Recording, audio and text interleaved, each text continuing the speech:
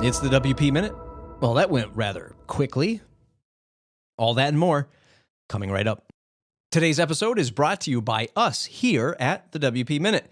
If you like the work we do, consider supporting us with a digital coffee for as little as $5 or join the membership where you can join nearly 100 other WordPressers like you who love the WordPress news. Your donation helps support content like this podcast, our freelancer articles written by Eric Karkovac, and our boots on the ground at events from Raquel. Head to thewpminute.com/support and start your membership with a donation today. That's thewpminute.com/support. When you watch Shark Tank, This Week in Startups, or some random internet marketing person shows up in your Twitter feed, running a business looks easy. Maybe you fell deep down the rabbit hole of the build in public hashtag and thought, I could do that too. Well, building a WordPress business isn't easy for a million reasons. However, today it's not about marketing budget, feature pipeline, or your top of funnel. It's about personal vulnerability. Regarding Quickly, let me jump ahead. I sent them questions and haven't heard back. I'd love to explore deeper with Lewis, the founder, but until I get a response, it's purely speculation. Quickly did post a message that pointed to reasons of pressures from content creators, but it was taken down. I'm going to try to relate to that message in this post because I've been there. I'm still there. So what's Quickly? That's Quickly with a CWICLY. Apparently, it was an innovative page builder that was making some waves in that circle of WordPress professionals. I never used it. I didn't know much about it. From what I read, their users were happy with it and excited to see where it went. Like any other page builder, there was some healthy debate about their approach. But isn't that how a free market works? If a user likes it, they buy it. If they don't, they move on. Then, just out of nowhere, it shut down. Perfectly illustrating why I urge caution rushing to a new page builder solution when they hit the market.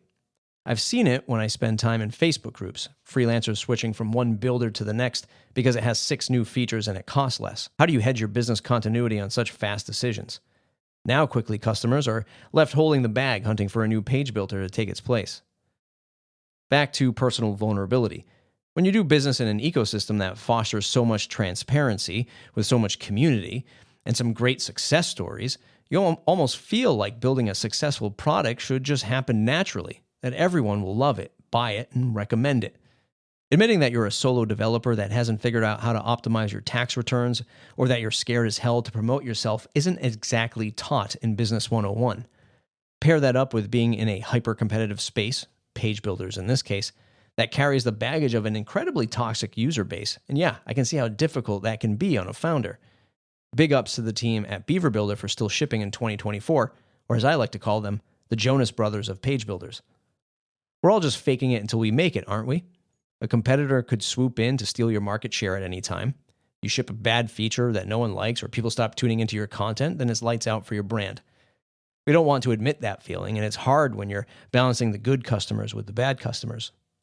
The WordPress business space is an odd one. Lots of opportunities, but also lots of competition. We put on a persona that makes us feel or look bigger than the small team that we really are. Largely, that's okay, but this recent fiasco with Quickly just shows how brittle this space is. Let me try to wrap this up. We never know what a person is going through behind the scenes. When it comes to Quickly, the pressure with keeping up with competitors could have played a role in his decision. As a human being, perhaps Lewis was burned out from defending his product's decisions and carrying the cognitive load every day he went to work. Maybe something in his personal life. And if he's listening, or you're going through the same challenges, you're not alone. Me too. Or it could be he decided to shut it down and run with whatever money he had left in the bank because that was easier for him to digest than admitting failure publicly. We'll never know until he responds to my email or posts something else online. I'm not saying it's right. I'm just saying he's human too. Important links this week. Not as much news this week, but hey, here are the important links you don't want to miss. Gravatar is evolving by creating a destination for users to control their digital identities. A Book Apart announced they will no longer publish new titles due to sustainability challenges. I remember buying these books when I ran my agency. They were fantastic.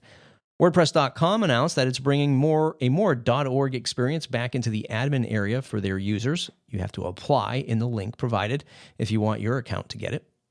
Rafal Tamal launches his new WordPress theme, Rockbase. Hackers are exploiting hacked WordPress sites to use visitors' browsers for brute forcing passwords on their sites, on other sites. Check the link in the show notes so you can read more into that article. Eric Karkovac discusses the community's expectations from WordPress core, questioning if they're too high. And 2 new videos this week. Again, if you want to watch them, click the links in the show notes or at thewpminute.com.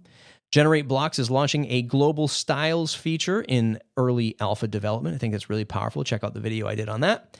And I demoed the new rock-based theme by Rafal Tamal and gave you my thoughts on where it stands right now in the block-based theme era. That's it for today's episode. Get the weekly newsletter at thewpminute.com/subscribe. Want to support the show and join a Slack group filled with WordPress professionals like you? Talk about the news, share your WordPress business content, and network with others. Head to thewpminute.com/support and get access to our group. Support the show for as little as $5 or more if you feel we provided more value. Thanks to our pillar sponsors, Pressable, Bluehost, and OmniSend. Thanks to our Foundation Plus sponsors, WP World, Image SEO, and Hostinger. Thanks to all of our annual supporting members and you, the listener. Without your support, the WP Minute wouldn't be possible. Thanks for listening. We'll see you next week.